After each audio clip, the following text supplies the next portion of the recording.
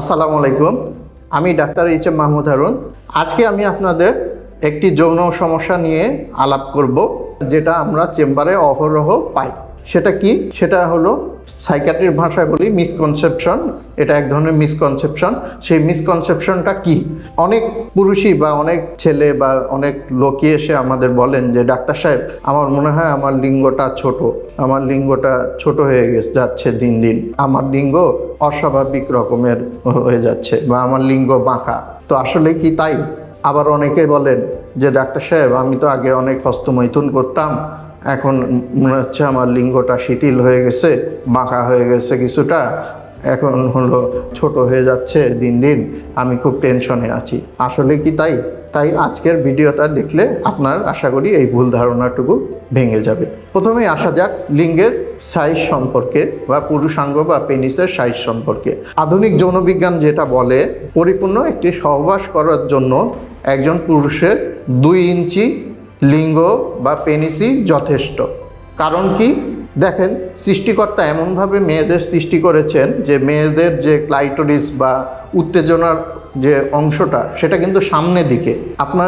আপনারা হয়তো porn video বা বিভিন্ন ব্লু ফিল্ম দেখে ভাবতে পারেন যে অনেক বড় লিঙ্গ, অনেক ভেতরে ঢুকলে মনে হয় নিশ্চয়ই তারা বেশি আনন্দ পাবে, কিন্তু বাস্তবে মোটেও তা না। তাদের ক্লাইটোরিস বা উত্তেজনার যে অংশটা, সেটা সামনের দিকে। অর্থাৎ সেই 2 ইঞ্চি যে লিঙ্গ যে যথেষ্ট বলা হয়, সে 2 ইঞ্চির হলেই সে তার ক্লাইটোরিসে বারবার ঘর্ষণের মাধ্যমে সেই মেয়ের মধ্যে সেক্সুয়াল স্টিমুলেশন আসবে। এমন না যে ভ্যাজাইনার অনেক বা যোনিপথের অনেক গভীরে দিতে হবে। এই বিষয়টা নিশ্চয়ই বুঝেছেন। তো সেক্ষেত্রে আমি প্রথমেই বলি যে লিঙ্গের সাইজটা কিন্তু বড় ফ্যাক্টর না, এই জিনিসটা বুঝিয়ে দিই। আর লিঙ্গ ছোট হয়ে যাচ্ছে, এটা ভুল ধারণা, এটা কখনো হতে পারে না।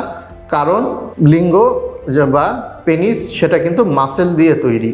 হ্যাঁ, আমাদের যেরকম হাতে পায়ে মাসেল আছে, সেটা কিন্তু মাসেল দিয়ে তৈরি। এর ভেতরে কোনো হাড় নাই বা এর ভেতরে কোনো অস্থি বা তরুণাস্থি যেটাই বলেন, কার্টিলেজ বলেন বা কিছুই বলেন, এর ভেতরে মাসেল আছে। এই মাসেলগুলোর মধ্যে যখন রক্ত প্রবাহিত হয়, তখন লিঙ্গটা স্ফীত হয়ে যায় এবং একদিক দিয়ে রক্ত প্রবাহিত হয়, অন্যদিকে তখন বন্ধ হয়ে যায় রক্ত প্রবাহটা, যখন উত্তেজিত অবস্থায় থাকে।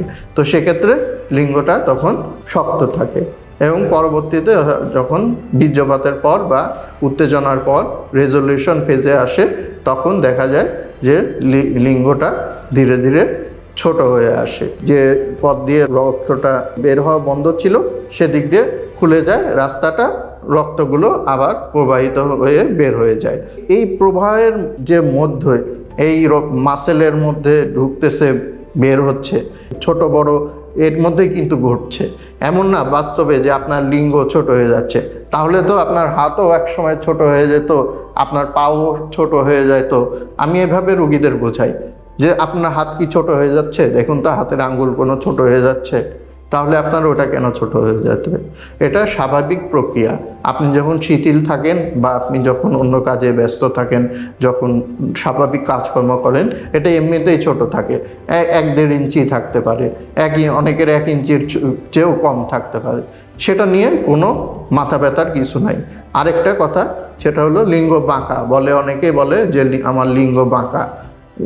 এবং আপনারা দেখবেন বাসে ট্রেনে লিফলেট চলে দেয়, লিঙ্গ বাঁকা, আগামোটা, গোড়া চিকন, এ ধরনের কোর্স তেল, এ ধরনের কিছু অসাধু ব্যবসায়ী এ ধরনের এই লিফলেট ছুড়ে দেয় তাদের ব্যবসা প্রসারের জন্য।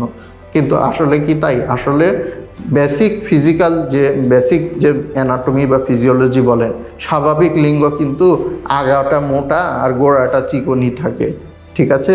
আর লিঙ্গ যে বাঁকা, এটা সম্পূর্ণ ভুল ধারণা। হ্যাঁ, লিঙ্গ বাঁকা হতে পারে, হয়তো চাপ লেগে আপনার আন্ডারওয়্যার বা প্যান্টের চাপ লেগে এক পাশে হয়তো সাময়িক বাঁকা হয়ে আসে, কিন্তু পরবর্তীতে এটা ঠিক হয়ে যাবে।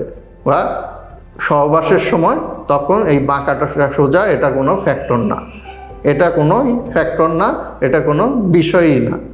তো আপনারা নিশ্চয়ই বুঝতে পেরেছেন যে লিঙ্গ ছোট হওয়া বা লিঙ্গ আকার বা লিঙ্গ আগা মোটা গোড়া চিকন বা বাঁকা হওয়া ইত্যাদি কোনো কিছুই স্বাভাবিক যৌন মিলনে কোনো প্রভাব ফেলে না। সুতরাং এটা নিয়ে কোনো দুশ্চিন্তা বা হতাশ হওয়ার বা টেনশনে পড়ার বিন্দুমাত্র কোনো কারণ নাই। আর তারপরেও যদি আপনার মনে খুঁতখুঁত থাকে বা আপনার মনের মধ্যে কোনো খসখসানি থাকে বা কোনো প্রশ্ন থাকে, তাহলে নিঃসংকোচে আমার সাথে দেখা করতে পারেন। ধন্যবাদ।